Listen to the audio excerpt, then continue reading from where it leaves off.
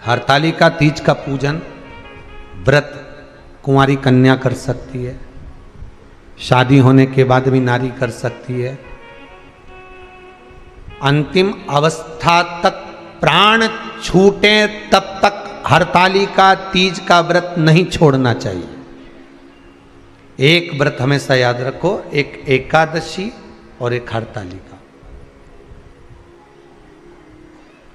हाँ, इतना जरूर है, ज़्यादा शरीर बेकार हो गया, बुढ़ापा आ गया, शरीर नहीं साथ दे रहा, तो कुछ फल खा लो, कुछ चाय दूध जूस आप लेकर कर लो। इतना भी नहीं बने, शरीर बहुत ही बेकार हो गया, तो आप एक समय फल का फलहार धारण कर लो, ठीक है। पर हरतालिका व्रत करने वाली माताएं भले उद्यापन कर दे, तो उस व्रत को थोड़ा हल्का कर लो। उद्यापन करा मतलब तुमने व्रत को हल्का कर लिया, थोड़ा हल्का कर सकते।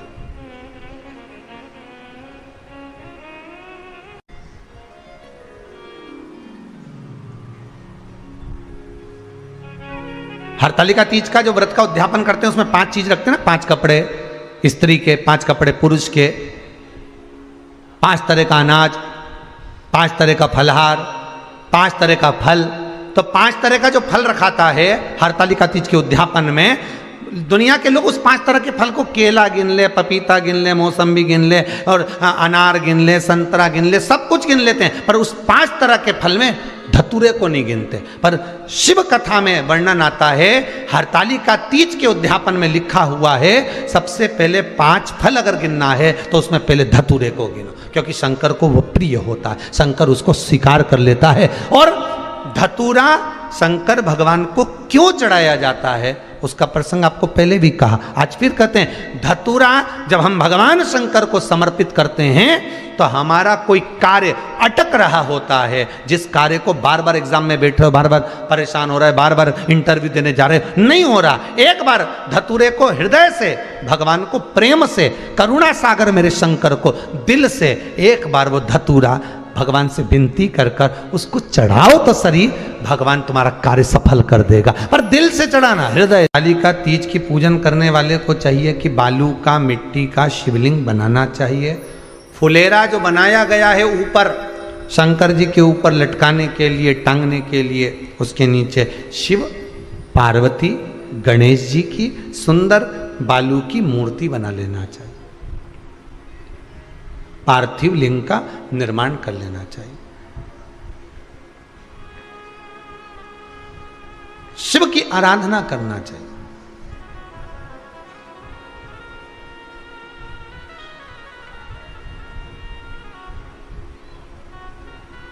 जो फल आपके पास में हो शंकर को समर्पित करना चाहिए, पूजन करना चाहिए,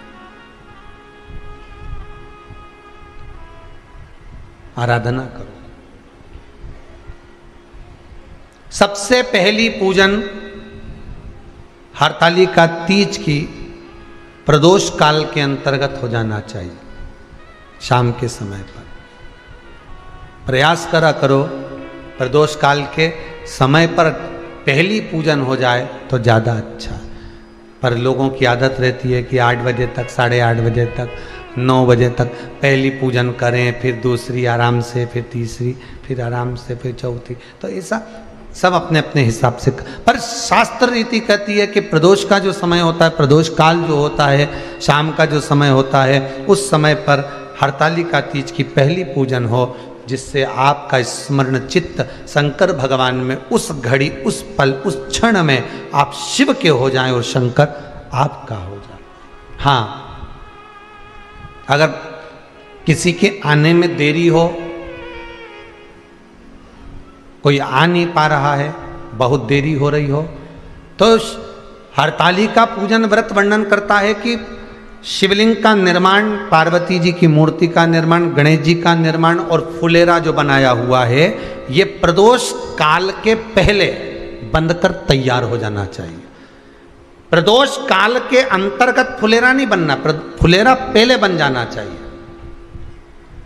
और बहुत विशेष बात ध्यान रखिए हरतालिका तीज की, कि शंकर जी का जो आपने स्वरूप बनाया है, पाटे में, थाली में, चौकी पर, चौरंग पर जो स्वरूप बनाया है, वो पहले नहीं रखना है, पहले क्या बांधना है? फुलेरा।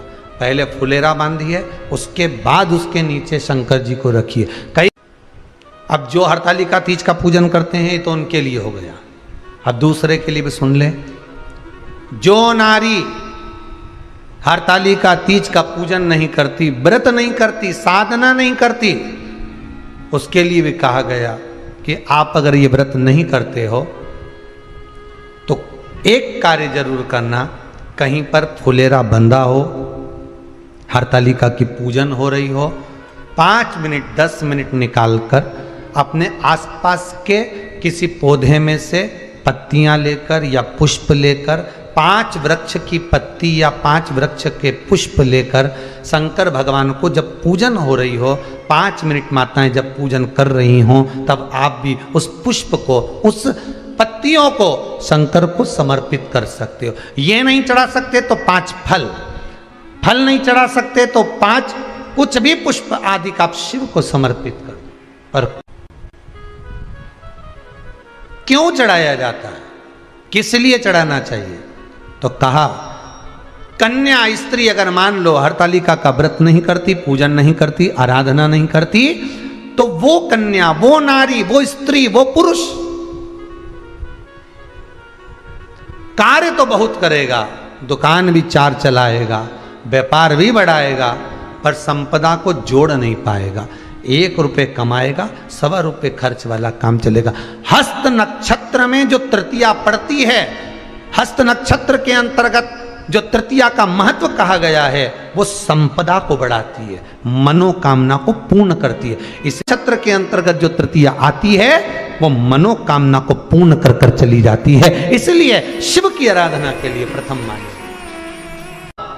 हस्त नक्षत्र में किया गया दान, हस्त नक्षत्र के अंतर्गत तृतीया के दिन किया गया पुण्य, हस्त नक्षत्र में तृतीया के दिन किया गया श्रृंगार, हस्त नक्षत्र में तृतीया के दिन करा गया अपना सुंदर सिंदूरा, भगवान का आनंद, 5 तरह के वस्त्र, 5 तरह के स्त्री के वस्त्र, पुरुष के वस्त्र, 5 तरह का फल, 5 तरह का अनाज, ब्राह्मण को बुलाकर ब्राह्मणी के साथ आप या तो ब्राह्मण से उद्यापन करवाएं या फिर आप स्वयं भी करते हैं तो शिव को समर्पित करके ब्राह्मण और ब्राह्मणी को भोजन कराकर वो भाग प्रदान करें। यही हरतालिका तीज के उद्यापन का वर्णन आता है। सुंदर भाव से हरतालिका माता आप सभी की मनोकामना पूर्ण करे।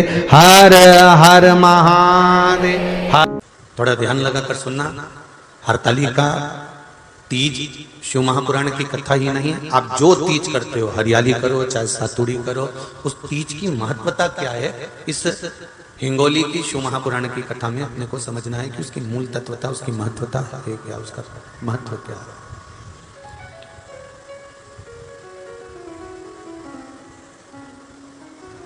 भगवान ब्रह्मा, भगवान विष्णु और भगवान शिव,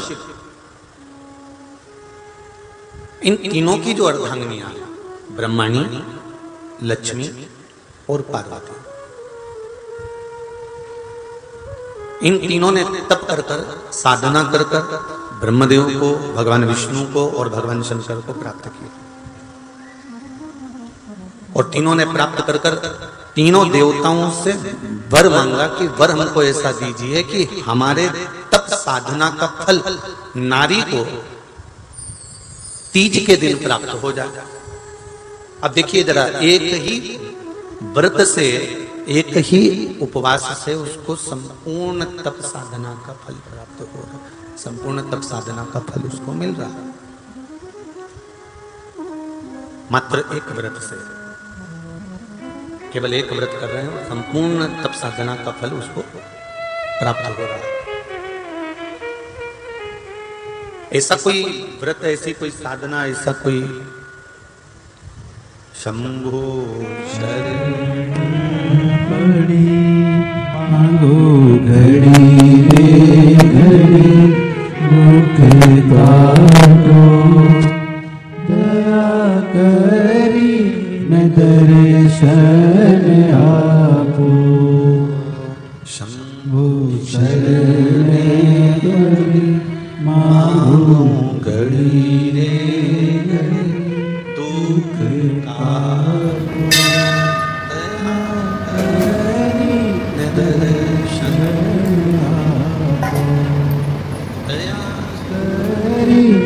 दर्शन आपको। तो ब्रह्माणी ने ब्रह्मदेव से मांगा, लक्ष्मी जी ने भगवान विष्णु से मांगा, पार्वती जी ने भगवान शिव से मांगा कि ऐसा वर दे दीजिए जिस वर से एक ही व्रत करने से संपूर्ण फल की प्राप्ति हो जाए, संपूर्ण फल मिल जाए। ऐसा एक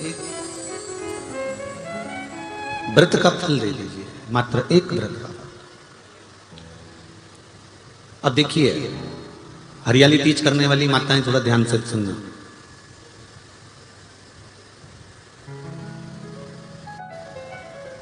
हरियाली तीज जब माताएं करती हैं तो एक हरियाली तीज, एक गणगौर की तीज,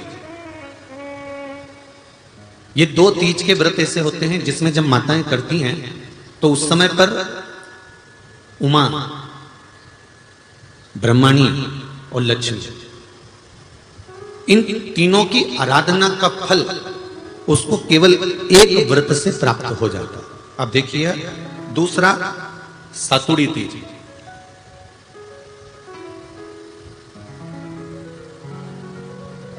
इसमें उमा और महेश्वर, उमा और महेश, ब्रह्माणी और लक्ष्मी,